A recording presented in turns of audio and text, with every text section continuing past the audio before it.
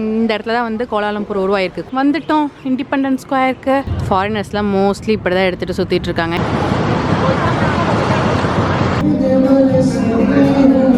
Guys அங்கே தெரியுது பாருங்க நம்ம டவர் தான் வந்து நான் மார்னிங் பிரேக்ஃபாஸ்ட்டுக்கு கொண்டு வந்திருக்கிற ஐட்டம்ஸ். எல்லாருக்குள்ளேயும் ஒற்றுமை இருக்கணும்னு ஸோ அந்த ஒரு ஒற்றுமையும் வந்து இவங்க கடைப்பிடிச்சிருக்காங்க.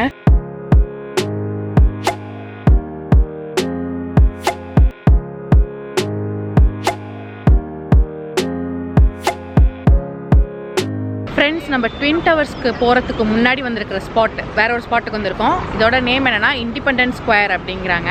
ஆக்சுவலாக கோலாலம்பூர் உருவான இடம். பின்னாடி ஒரு மாஸ்க் தெரியுது பாருங்கள், அங்கே கோலாலம்பூர்னு எழுதியிருக்கு. இங்கே தான் முதல்ல கோலாலம்பூர் உருவாயிருக்கு. அங்கே தான் குடிசைகள் ஃபஸ்ட்டு வந்து போட்டிருக்காங்க. அப்புறம் 1910 அந்த மாஸ்க் வந்து கட்டியிருக்காங்க. ஆல்சோ பார்த்தீங்கன்னா இங்கே வந்து 2 நதி வந்து ஜாயின் ஆகுது. ஸோ இந்த இடத்துல வந்து கோலாலம்பூர் வந்து உருவாயிருக்குங்கிறாங்க. கெலாங், கோம்பாக் அப்படின்னு 2 ரிவர். ஓகேங்களா?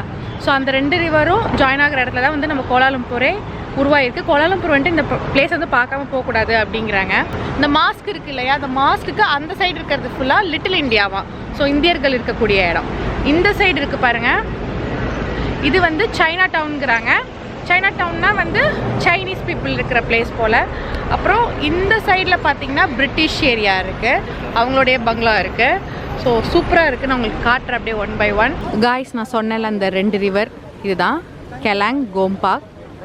ஸோ கோலாலம்பூர் அந்த மாஸ்க்கு இந்த இடத்துல தான் வந்து கோலாலம்பூர் உருவாயிருக்கு. குடிசைகள் ஃபஸ்ட்டு போட்டிருக்காங்க. அதுக்கப்புறம் தான் மாஸ்க் கட்டியிருக்காங்க. இதுவும் இந்தியன் முஸ்லீம் கட்டின மாஸ்காமா. பின்னாடி தெரியுது ஃபுல்லாகவே லிட்டில் இந்தியா. ஓகேங்களா? ஸோ இந்த சைடில் வந்து பிரிட்டிஷ் பில்டிங்ஸ் இருக்குது. அப்படியே அந்த பக்கம் பார்த்தீங்கன்னா சைனா டவுன் இருக்குது. காய்ஸ், கோலாலம்பூர் உருவான இடத்த பார்த்தாச்சு.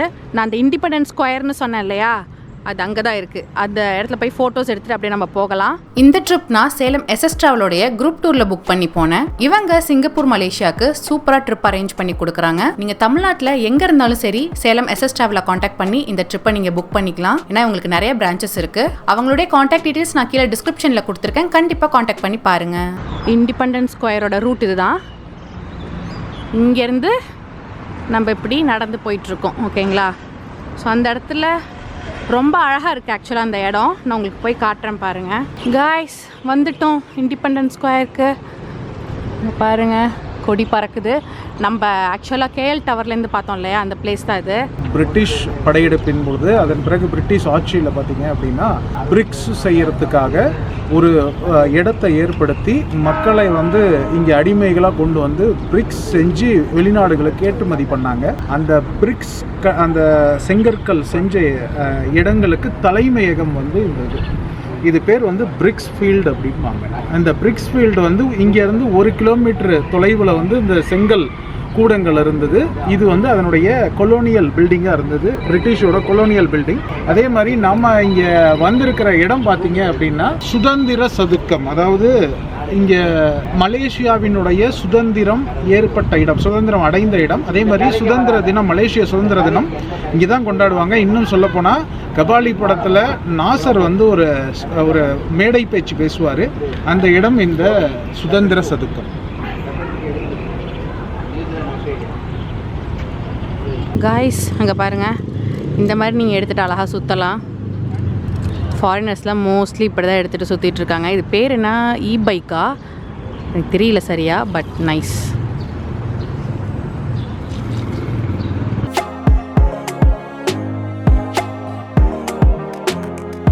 நம்ம ட்வின் டவர்ஸ்க்கு வந்துட்டோம். அங்கே பாருங்கள் எவ்வளோ பெருசு இருக்குன்னு. ஆக்சுவலாக ட்வின் டவர்ஸ் இங்கே ரொம்ப பக்கத்தில் இருந்து நம்ம பார்த்துட்ருக்கோம். கொஞ்சம் தூரம் இப்படியே நடந்து போனோன்னா நமக்கு 2 டவர்ஸோட வியூவும் நல்லா தெரியுங்கிறாங்க. அங்கே நின்று ஃபோட்டோஸ் எடுத்துக்கலாங்கிறாங்க. ஸோ அங்கே தான் நாங்கள் நடந்து போயிட்டுருக்கோம். இங்கே பாருங்கள் கைஸ், எவ்வளோ பைக். இது வந்து பைக்கா சைக்கிளான்னு தெரியல, எப்படி வேணால் வச்சுக்கலாம். பட் இது எங்கே வேணாலும் கிடக்கும்.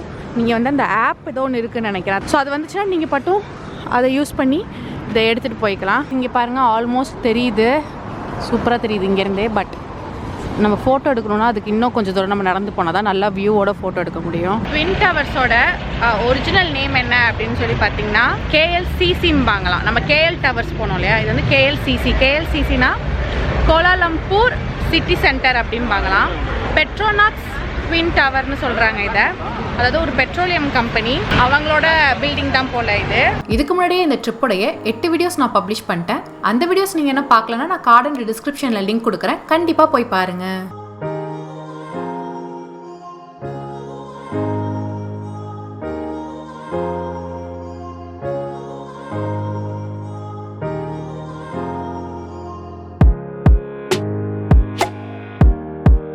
ஃப்ரெண்ட்ஸ், ஆக்சுவலாக ட்வின் டவர்ஸை பொறுத்தவரை நீங்கள் நேரில் போய் டிக்கெட்ஸ் வாங்குற மாதிரி தான் இருக்குமா, க்யூவில் வெயிட் பண்ணி தான் வாங்குற மாதிரி இருக்குங்கிறாங்க. அதாவது ஆன்லைனில் வந்து ரொம்பவே கம்மியான டிக்கெட்ஸ் தான் விற்பாங்களாம், அவ்வளோ சீக்கிரம் கிடைக்காதான், எப்போ போய் பார்த்தாலும் சோல்ட் அவுட்னு தான் வருமா. ஸோ நீங்கள் வாங்குற மாதிரி இருந்தால் நேரில் தான் வந்து வாங்கணுங்கிறாங்க.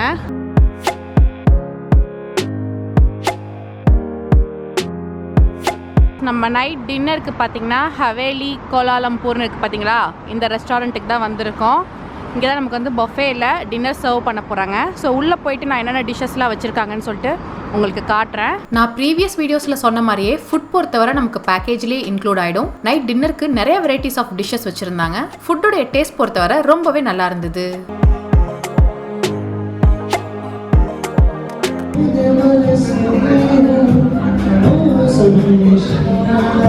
டின்னர் முடிஞ்சது, அப்படியே நம்ம ஹோட்டலுக்கு புறப்படலாம்.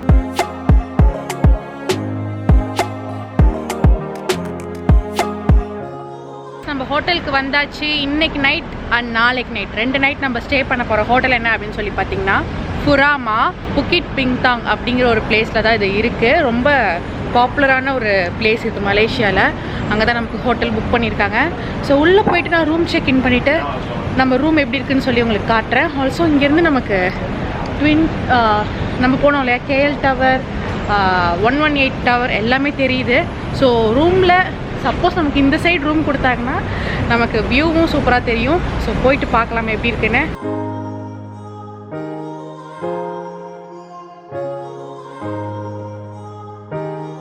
நமக்கு ரூம் பார்த்திங்கன்னா 9th ஃப்ளோர்.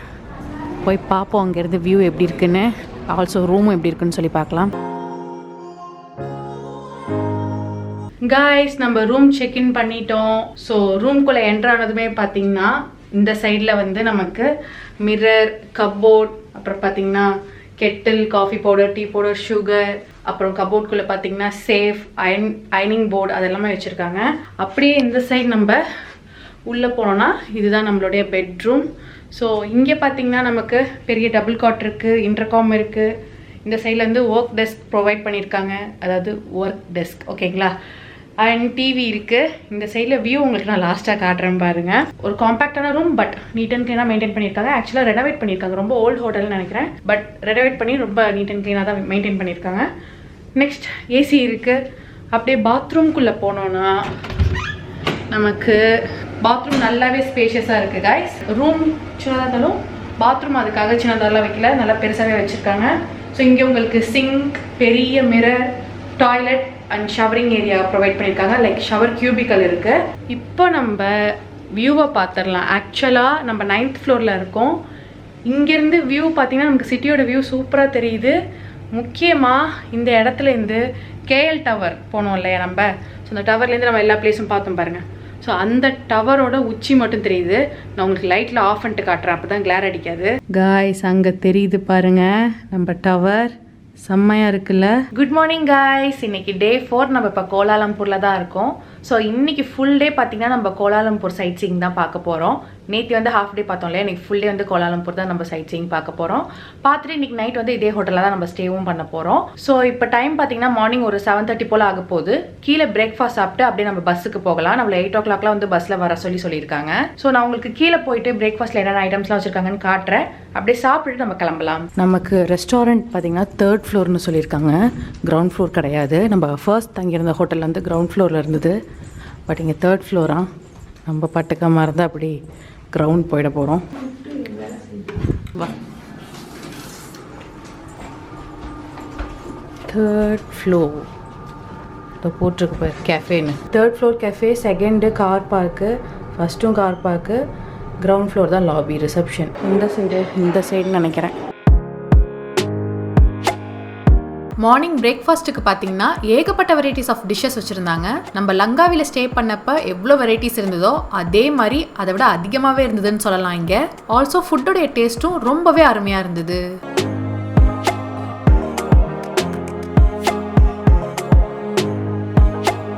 இதான் வந்து நான் மார்னிங் பிரேக்ஃபாஸ்ட்டுக்கு கொண்டு வந்திருக்கிற ஐட்டம்ஸ். இங்கே பார்த்தீங்கன்னா நமக்கு நாசி லெமக் இருக்குது. ஸோ இந்த சிக்கன் கறியோட தொட்டு சாப்பிட்டு பார்க்கலாம் எப்படி இருக்குன்னு.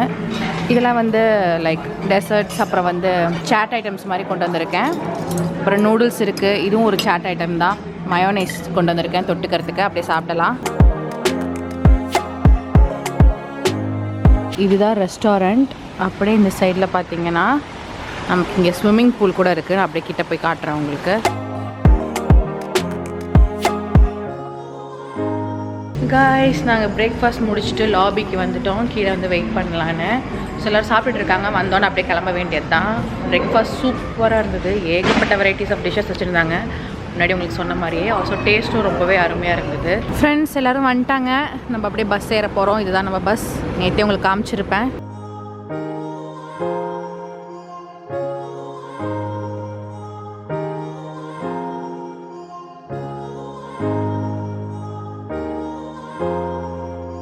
ஃப்ரெண்ட்ஸ், நம்ம ஃபர்ஸ்ட் வந்திருக்கிற பிளேஸ் என்ன அப்படின்னு சொல்லி பார்த்தீங்கன்னா கிங் பேலஸ். ஓகேங்களா? ஸோ நம்ம மலேசியாவில் வந்து மன்னர் ஆட்சி தான், சுல்தான்ஸ் தான் வந்து ரூல் பண்ணுறாங்க. எவ்ரி 5 இயர்ஸ்க்கு ஒன்ஸ் வந்து சுல்தான் வந்து சேஞ்ச் ஆவாங்க. அதாவது இப்போ ஒரு கிங் இருக்காங்கன்னா யூஸ்வலாக எப்படி நடக்கும், ஒரு கிங் இருக்காங்கன்னா அதுக்கு அடுத்து வந்து பார்த்திங்கன்னா அவங்க பையன் ரூல் பண்ணுவாங்க. அந்த மாதிரி தான் வரும் இல்லையா? இங்கே அப்படி கிடையாது. 5 இயர்ஸ்க்கு ஒன்ஸ் தான் கிங் இருப்பாங்க, சுல்தான்ஸ். ஸோ சுல்தான்ஸ் இருக்கிற சுல்தான்ஸ்குள்ளே அவங்க டிசைட் பண்ணி 5 இயர்ஸ்க்கு ஒன்ஸ் வந்து கிங் சேஞ்ச் பண்ணிட்டே இருப்பாங்க. ஸோ அந்த மாதிரி தான் வந்து இங்கே நடக்குது. ஸோ உங்களுக்கு உள்ளே போய் காட்ட முடியாது, வெளியே இருந்தே எப்படி இருக்குன்னு சொல்லிட்டு நான் கிங் பேலஸை காட்டுறேன். காய்ஸ், ஆக்சுவலாக சுல்தான்ஸுங்கிறவங்க வந்து பார்த்திங்கன்னா ஒவ்வொரு ஸ்டேட்டை அவங்க வந்து ரூல் பண்ணும் போது அவங்க வந்து சுல்தான்ஸ்ன்னு சொல்லுவோம். அதில் ஒரு சுல்தான் வந்து கிங்காக ஹோல் இந்த ஏரியாவுக்கு ஃபுல்லாக, இந்த நாட்டுக்கு ஃபுல்லாக வரும்போது அவங்கள வந்து கிங்குன்னு சொல்லுவோம் அந்த சுல்தான்ஸை. ஓகேங்களா? பட் அவங்க ஸ்டேட்டை ஆளும் போது அவங்க வந்து சுல்தான்ஸ். அந்த ஸ்டேட்ஸை ஆள்றாங்க பார்த்தீங்களா, அவங்களில் ஒருத்தங்க தான் வந்து கிங்காக அவங்க வந்து சூஸ் பண்ணுவாங்க. ஸோ இந்த 5 இயர்ஸ்க்கு இந்த கிங்கு, இன்னொரு 5 இயர்ஸ்க்கு இவங்க தான் கிங்குங்கிற மாதிரி அந்த சுல்தான்ஸ்குள்ளேயே ஒரு கான்ஃபரன்ஸ் மாதிரி நடந்து அவங்க தான் சூஸ் பண்ணுவாங்களாம். அந்த 5 இயர்ஸ்க்கு அவங்க இருக்கிற இடம் தான் வந்து இந்த கிங் பேலஸ். அதுக்கப்புறம் அவங்க அந்த ஆட்சியிலேருந்து போனதுக்கப்புறம் சுல்தான் பேலஸில் வந்து அவங்க ஸ்டே பண்ணுவாங்களாமா. அவங்களுடைய பேலஸ் சுல்தான் பேலஸ்க்கு போயிடுவாங்களாம். இங்கே எதனால் வந்து கிங் ரூல் பண்ணுறாங்க, ஆனால் யூஸ்வலாக கிங் ரூல் பண்ணால் நான் முன்னாடி சொன்ன மாதிரியே அடுத்து அவங்க சன் வருவாங்க, அதுக்கடுத்து அவங்க சன் வருவாங்க, அப்படி தானே இருக்கும். பட் ஆக்சுவலாக ரீசன் என்னென்னா, யூஸ்வலாக எப்படி இருக்கும், நம்ம ஃபஸ்ட் வந்து ஒரு கிங் வந்தாங்கன்னா அவங்க பையன், அதுக்கடுத்து அவங்க பையன் அப்படி தானே வருவாங்க ரூலுக்கு. பட் ஏன் இங்கே வந்து இதை ஃபாலோ பண்ணலன்னா, இவங்க வந்து இவங்களா எடுத்த ஒரு டெசிஷன் இல்லை. ஆக்சுவலாக பிரிட்டிஷ் வந்து விடுதலை இந்த இடத்துக்கு வந்து கொடுக்கறதுக்கு ரொம்ப யோசிச்சிருக்காங்க. அதுக்கு நிறையா ரூல்ஸ் போட்டிருக்காங்க. அதில் ஒரு ரூல் வந்து இங்கே மன்னராட்சி இருக்கணும் அப்படின்னு. ஸோ மன்னராட்சி வேணுங்கிறதுக்கு அவங்க அக்செப்ட் பண்ணால் தான் உங்களுக்கு வந்து இண்டிபெண்டன்ஸ் கிடைக்கும். ஸோ அதனால் அக்செப்ட் பண்ணிக்கிட்டாங்க. பட் ரூல் பண்ணுறது கிங்காக இருந்தாலும் அதுலேருந்து 5 இயர்ஸ்க்கு ஒன்ஸ் தான் ஒரு 5 இயர்ஸ்க்கு ஒன்ஸு ஒரு கிங் மாறணுங்கிற மாதிரி இவங்க வந்து அதை ஃபாலோ பண்ணி, இப்போ நம்ம ஊரில் வந்து கிங் கிடையாது, பட் ப்ரைம் மினிஸ்டர் அந்த மாதிரி இருப்பாங்க இல்லையா, இங்கேருந்து கிங்கு 5 இயர்ஸ்க்கு ஒன்ஸ் மாறுறாங்க. அதாவது சுல்தான்ஸ்குள்ளே மாறிக்கிட்டே இருப்பாங்க. ஆனால் தலைமுறையாக வராது, ஜென்ரேஷன் கிடையாது. சுல்தான்ஸ்குள்ளே ஒவ்வொரு சுல்தான் மாறுவாங்க. அது அவங்களே கான்ஃபரன்ஸ் வச்சு முடிவு பண்ணிப்பாங்க, இவங்களுக்கு அடுத்து இவங்க தான். இன்னொரு விஷயம் அவங்க வந்து இதே மாதிரி சொன்னது என்னென்னா, அதாவது பிரிட்டிஷ் போகும்போது போட்ட ரூல் என்னென்னா எல்லாருக்குள்ளேயும் ஒற்றுமை இருக்கணும்னு. ஸோ அந்த ஒரு ஒற்றுமையும் வந்து இவங்க கடைப்பிடிச்சிருக்காங்க. ரொம்ப பெரிய விஷயம் இது. கிங் பேலஸை விசிட் பண்ணிட்டோம். நெக்ஸ்ட் ஸ்பாட்டுக்கு இப்போ நம்ம கிளம்பலாம். ஓகே ஃப்ரெண்ட்ஸ், இதோட நம்ம இந்த வீடியோவை முடிச்சுக்கலாம். நெக்ஸ்ட் வீடியோவில் பார்த்தீங்கன்னா நம்ம பத்துமலை முருகன் கோவில், கென்திங் ஹைலாண்ட்ஸ், இந்த பிளேசஸ்லாம் தான் பார்க்க போகிறோம். இந்த வீடியோ உங்கள் எல்லாருக்குமே கண்டிப்பாக யூஸ்ஃபுல்லாக இருந்திருக்கும்னு நான் நம்புறேன். அப்படி யூஸ்ஃபுல்லாக இருந்திருந்தா லைக் பண்ணுங்க, ஷேர் பண்ணுங்க, கமெண்ட் பண்ணுங்க, மறக்காம நம்ம சேனலை சப்ஸ்கிரைப் பண்ணுங்க. நன்றி, வணக்கம்.